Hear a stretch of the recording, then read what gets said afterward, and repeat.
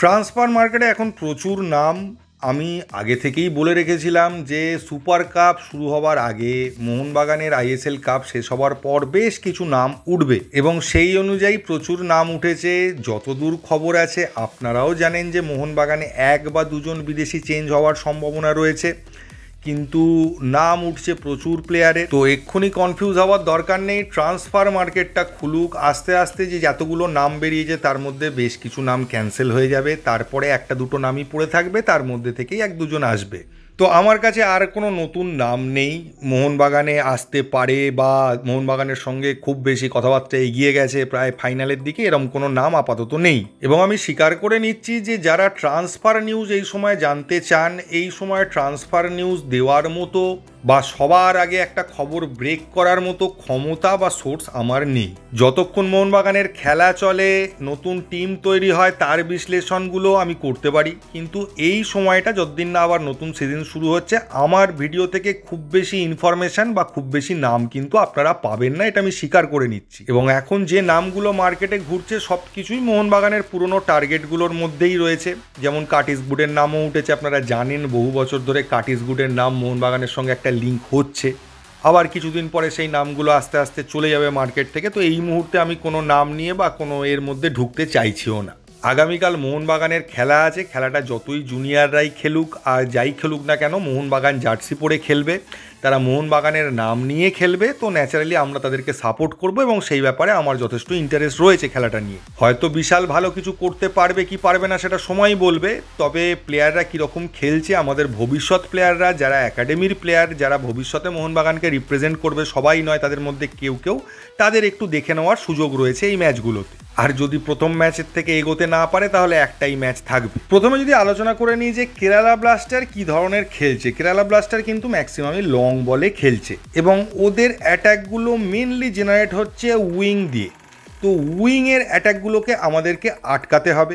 Penalty বক্সের বাইরে থেকেও শট হচ্ছে এবং সেই শট থেকে গোলও করছে তারা। তো সেই পেনাল্টি বক্সের শটগুলো কিন্তু যেরকম মোহনবাগানের মেন টিমের প্লেয়াররা পায়ের ওপর স্লাইড করে গিয়ে বলটাকে ডিফ্লেক্ট করে দেয় বা শটটা ডাইরেক্টলি হতে দেয় না, সেই কাজটা কিন্তু জুনিয়রদের করতে হবে। একইভাবে উইং থেকে যে ক্রসগুলো আসবে সেটার ক্ষেত্রেও কিন্তু পায়ের কাছে গিয়ে ক্রসগুলো তুলতে দেওয়া যাবে না বা বলটাকে নো ননসেন্স ডিফেন্ড করে থ্রো লাইনে বার করে দিতে হবে। সেক্ষেত্রে খেলার স্পিডটা একটুখানি স্লো ডাউন হবে, ডাইরেক্ট কোনো ক্রস থেকে গিয়ে ঠেকিয়ে গোল করে দিল সেই সুযোগটা থাকবে না, খেলাটা স্লো ডাউন হবে। তবে মোহনবাগানের যেহেতু জুনিয়র প্লেয়াররা খেলছে, তো পেনাল্টি বক্সের মধ্যে ট্যাকেলগুলো কিন্তু ভীষণ ইম্পর্টেন্ট। কোনো রকম ভুলভাল ট্যাকেল যদি পেনাল্টি বক্সে হয়, সেখান থেকে পেনাল্টি কনসিড করলে কিন্তু প্রবলেম হয়ে যাবে। কেরালার প্লেয়ারদের একটা টার্গেট থাকে নোয়া সাদুইকে লক্ষ্য করে বল সাপ্লাই হয়, সেই সাপ্লাইটা যদি বন্ধ করা যায় বা নোয়া সাদুইকে যদি কোনোভাবে মার্ক করা যায়, যদিও আমিও জানি যে ধরনের প্লেয়ার নোয়া সাদুই, তাকে মার্ক করার মতো জুনিয়র টিমের কজন প্লেয়ার আছে সেটা নিয়ে প্রশ্নচিহ্ন আছে। তারা মার্ক হয়তো করবে, কিন্তু কতটা তাকে ধরে রাখতে পারবে বা প্রপার মার্কিং করতে পারবে এটা নিয়ে প্রশ্নচিহ্ন আছে। তবে মোহনবাগানের অ্যাটাকিং লাইন কিন্তু খারাপ নয়।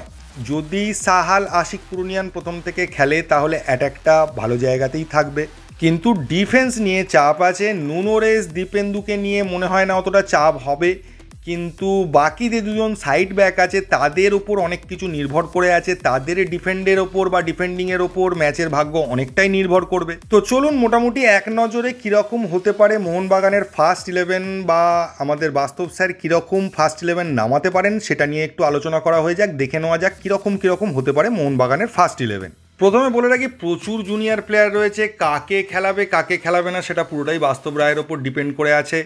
এটাও হতে পারে যে জুনিয়র প্লেয়ারদের প্রথম দিকে খেলিয়ে পরে 60 মিনিটের পর মেন প্লেয়ারদের নামানো হলো। তবে প্রবাবেল বেস্ট 11 এটাই হতে পারে যে গোলে রয়েছে ধীরাজ, সুভাশিসের জায়গায় বা আপনি বলতে পারেন লেফট ব্যাক যে জায়গাটা সেখানে আমানদীপ, তার পাশে দুটো সেন্টার ব্যাকে নুনোরেজ এবং দীপেন্দু, এবং আরেক ধারে সৌরভ ভানওয়ালা বা আশিস রায়ের জায়গাটায় রাইট ব্যাক পজিশন। যদি 4-2-3-1-এ খেলে, মলিনা যে ফরমেশনে খেলাচ্ছিলেন সেই ফরমেশন হয়, তাহলে সামনে দুজন ব্লকার হিসেবে থাকতে পারে অভিষেক সূর্যবংশী এবং দীপক টাংরি। দুটো উইংয়ে ফার্স্ট চয়েস হচ্ছে একদিকে আশিক কুরুনিয়ান লেফটে এবং রাইটে হচ্ছে সালাউদ্দিন, এবার অল্টারনেটিভলি আশিকের জায়গায় তামাং খেলতে পারে এবং সালাউদ্দিনের জায়গায় টাইসানও খেলতে পারে। ক্রিয়েটিভ মিডফিল্ডার হিসেবে সাহাল খেলতে পারে এবং সাহাল যদি না খেলে তাহলে ওখানে এক্সানও খেলতে পারে। তাছাড়াও অনেক প্লেয়ার রয়েছে।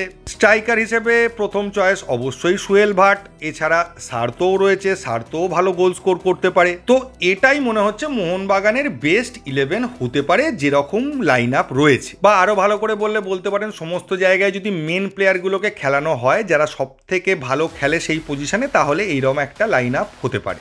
তবে আবার বলছি, কেরালা ব্লাস্টার কিন্তু ভীষণ কঠিন প্রতিপক্ষ। এই ম্যাচে অন্তত মোহনবাগানের টিমের থেকে কেরালার টিম অনেক এগিয়ে, প্রায় বলতে পারেন সব দিক দিয়েই এগিয়ে রয়েছে।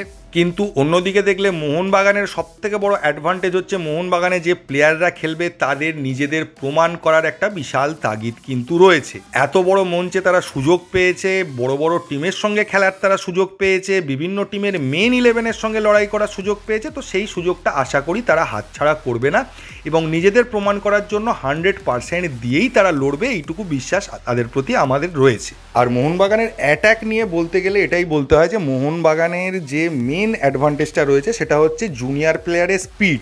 তো কাউন্টার অ্যাটাক নির্ভর ফুটবল, হঠাৎ করে অ্যাটাক করা, হঠাৎ করে স্পিড বাড়িয়ে ওদের পেনাল্টি বক্সে ঢুকে যাওয়া, এই জিনিসগুলো কিন্তু মোহনবাগানের ক্ষেত্রে সব থেকে বেশি এফেক্টিভ হতে চলেছে। তো এই জায়গাটা যদি মোহনবাগান একটু ইউজ করে, বা যেটা মেন অ্যাডভান্টেজ স্পিডটা, সেটাকে যদি ঠিক সময় ইউজ করতে পারে তাহলে কিন্তু সেটা ভালোভাবে কাজে লাগতে পারে। আর বিশেষ কিছু বলার নেই। আগামীকালের ম্যাচের আগে যেরকম আইএসএল এর ম্যাচগুলোর আগে ভিডিও নিয়ে আসতাম সেরকমই ভিডিও নিয়ে আসবো। এই ভিডিওতে এইটুকুই। যদি ভিডিওটা ভালো লাগে তাহলে প্লিজ চ্যানেলটাকে সাবস্ক্রাইব করবেন। থ্যাংক ইউ, ধন্যবাদ এবং জয় মোহনবাগান।